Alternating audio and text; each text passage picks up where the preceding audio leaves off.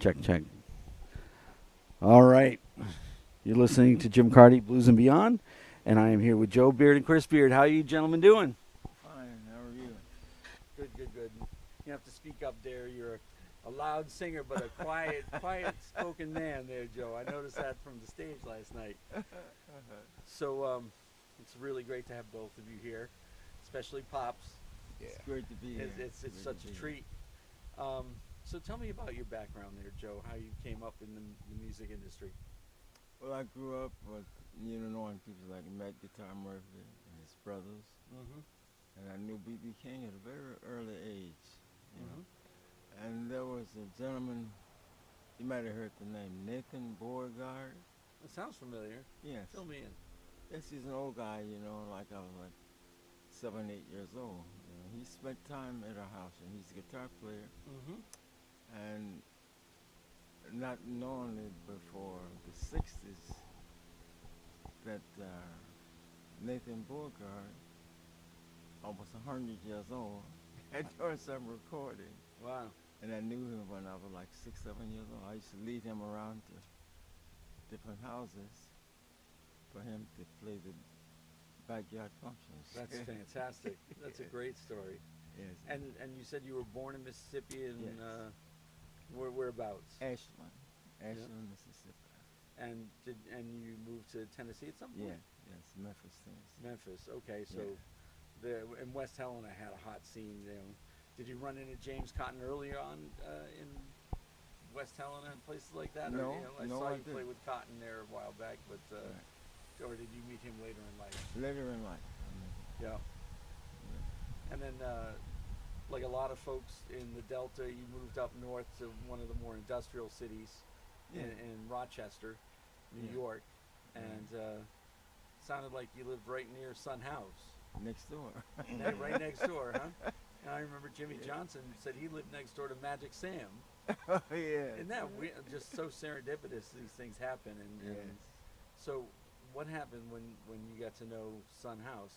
Well, Son House, we came very close, Son Yeah. and I did. He used to go with me, during my performance in the clubs, He would always Mm-hmm. end up there. He spent a lot of time, sitting outside on the steps playing the guitar, Mhm.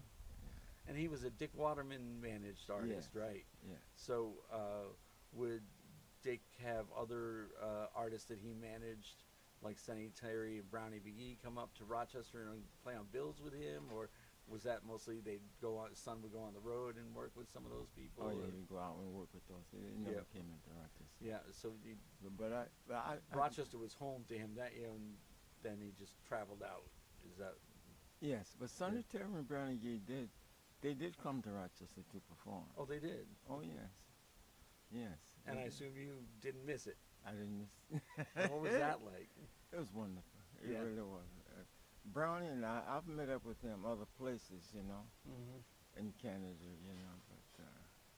but always, him and Sonny would always come to a club called the Red Creek Mm-hmm. in Rochester. That came up in a story last night. Something about someone playing the Red Creek, as I recall. yeah. Stevie played the Red Creek. Stevie Ray Vaughan. Yeah. Yeah. Yeah.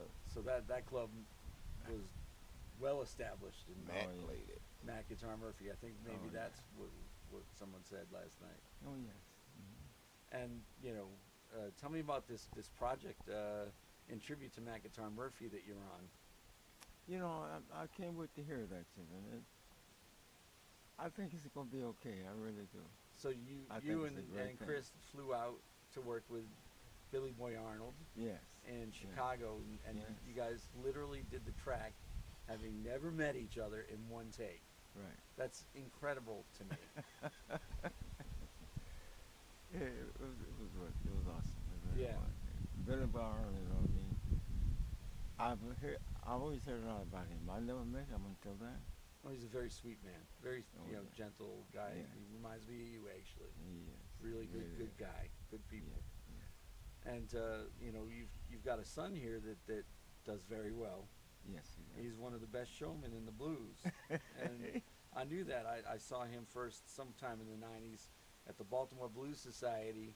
They have a American AmVets Hall in Rosedale, Maryland or something that they have all their functions at.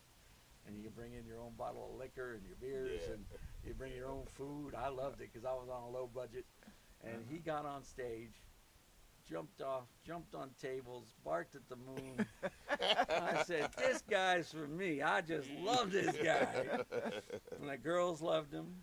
Oh yeah. And I just have been following him ever since, you know. And but what do you put in as a father and a musician into, you know, your son to bring him along? Did you let him come to the music, or did you introduce him gently or not so gently? How did that all go down? Well, he more or less came to it because, you know, I've known Buddy Guy, Junior Wells, and all those people for years, you know, and Luther Allison. Yep. They was always around, you know. So. Yeah. And Matt Murphy used to come in to Rochester, stay a week, you know. Right. Yeah. Yes, you know. No, that's what people did. Is they would do a week run at a club, and But he would just come to or the just house- visit, the house hang to out. visit, yes. That's yeah. cool. Yes, he would, you know. And Chris, he was always Interested. there was always a guitar. Yep. He was born with the guitar in the house. You know? Yep. Yeah. So it was easy Him for him to and- pick one up and just start playing, goofing around with it initially, and were you intrigued by Dad's friends, or were you kind of like? I was poo-pooing intrigued it? by the friends, by the music that was being played in the house, Howlin' Wolf, Lightning Hopkins, Muddy Waters, you know, all that stuff like that, and Boogie T and the MGs, because the first song I learned how to play at 5 years old was Green Onions. Right, that you stack stuff is amazing stuff. And he wasn't amazed at it at all. My mother was, but basically he wasn't amazed. He figured I should have been playing at 3. So, yeah. What took you so long, Yeah. kid? Right, but that's a father's expectations always. Yeah. How come you Yeah. didn't get to that yesterday, right? Yeah. And by the way, mow the lawn. But you know, now how old are you now, Joe? 83. 83. You look amazing. Thank you. Amazing. And you know, I just think it's great you're playing out regularly up in Rochester, Yes. and travel a little bit, Sure. not too much though, or Right, it's right. but by choice you kind of haven't traveled as much as some of your friends have, right? All right. You know, I mean, was that because of family duties? Yes. Yeah, Yes, it was. yeah, and Yeah. it's worked out for you. I assume that Yes, as you it look did. back on your 83 years, you're happy with Yes, you know, I am. your son and your family life, and Yes. you yes. see what's happened in maybe other people's lives. It's tough holding relationships together and families Exactly. together on the So- road. Oh, yes. Yeah. Well done, man. You're as legendary a player as anybody, and Thank you. you did it the right way. Thank you. Yeah, man. So, Chris, tell me about where your career is at currently and where you want it to go. You know, where it's at currently, a few months ago I signed with a management deal out of France, and they got me a record deal with Jazz Book Records. Next month I'm going to lay the tracks for that. Music's already together. You know, I got so much music, you know what I mean, and so we selected 11 songs. It's also going to be a bonus song on there. I don't know if you heard it or not. With me and my dad. I don't. Was it the tune you did to get when you called him up last night? I can't remember. No. Yeah. No, it was written by me and Johnny Rawls. Oh, okay. Mr. Rawls, another one. Love that man. He was my first producer on my first CD. That's how Yeah. I met Johnny. Yeah. In '97. Yeah. And kind of where everything is. And my expectations, you know, I always think that because I know I work hard and I put a lot into it, and I always think that I should be further in my career than I am, but then I also reflect back, because I'm a very spiritual person. I reflect back on what God wants for me, because I kind of feel like, okay, maybe I feel I should have been here or been there, but would I have been prepared for it if it came to me then? You know what I mean? Yeah. So it's easy for me, I just kind of pray for God's will in my life with my music in every area of my life, because that way I don't get disappointed. I may get disappointed because I don't necessarily get it when I want it, but if I know how I prayed and accept life for what it is, then if I don't get it, then it's easy for me to accept. Yeah. You know what I mean? Because I only want what he wants, what's best for me anyway. Well, I mean, you've had some serious difficulties overcome over the years. Addiction, I've been clean now. October 29th, I have 30 years in recovery. 2005, I had a stroke. So young to have a stroke. Yeah, So young. yeah. And that was a wake-up call for me. Yeah. About health and working out, going to the gym, taking care of yourself, just not wearing yourself down, because I was on the road hard then. Yeah. You know what I mean? I was doing a lot of my own booking and just everything, and had a new CD they had just released a month before I had the stroke and everything. So I had a lot going on. And man, you can book yourself dates all the day long and stay out on the road if you sell yourself cheap and just go next gig, next gig, next gig, next gig, and you just burn the heck out. Right.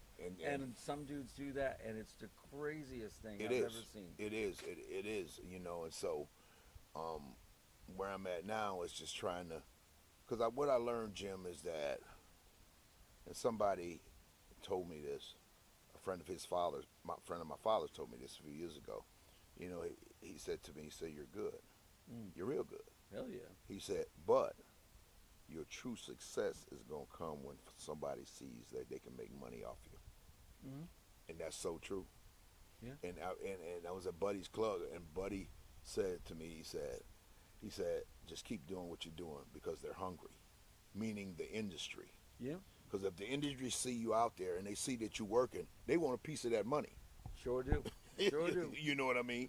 And you can't make it all. You can try to say, I don't want to give them this, and I don't want to give them this, and manager want 25%. And like I told the new manager that I got, you know, I said, "Listen, man, I don't have a problem with giving you 25%. If what I'm making, I'm happy with what I'm getting. Right. If I'm satisfied with what I'm getting, you can have the 25%. Right. So, you know, between him and an agent, if I get 20 grand and then I wind up with 16 after they get theirs, how can I get mad at that? No. You know what I mean? Yeah. Yeah. So as long as I'm satisfied with that, and I can pay my band, because that's another thing for me too. It's like trying to make sure that the band is happy, because you can't keep people if you don't pay them right. You're real loyal. You and Kenny are like peanut butter and jelly, man. He's been with me for a long time because I take care of him. Yeah. You know, I try to take care of him, man. Even if it leaves me in a bad spot, because I know I'm gonna be all right, because I got faith I'm gonna be all right. Yeah. But I know you need to take care of the people that's with you. You Absolutely. know? Yeah. Absolutely. You got to. Well, you know, it's exciting, and you know, I can't wait for the McIntyre Murphy thing to come out. Now that's going to be going to be exciting, because do you know how it's like last night, you know, What a show. It was with Duke smoking. and my father, those are two legends.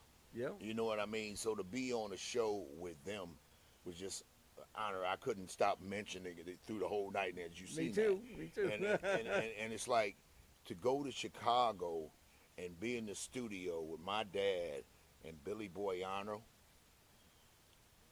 It's like being in heaven, in blues heaven. Yes, sir. Yeah. You know what I mean? And then to look at all the other people, that Joe Louis Walker, Ronnie Earl, and all the other musicians that are on this CD, this tribute Rock to man. Hall of Famer J-Mo's on there. Yeah. I mean, you name it. And then my name's on there too. Yeah. So to be in that type of company is just an honor, you know, to do that. But you belong. Yeah. You belong. But he made it possible for me to belong.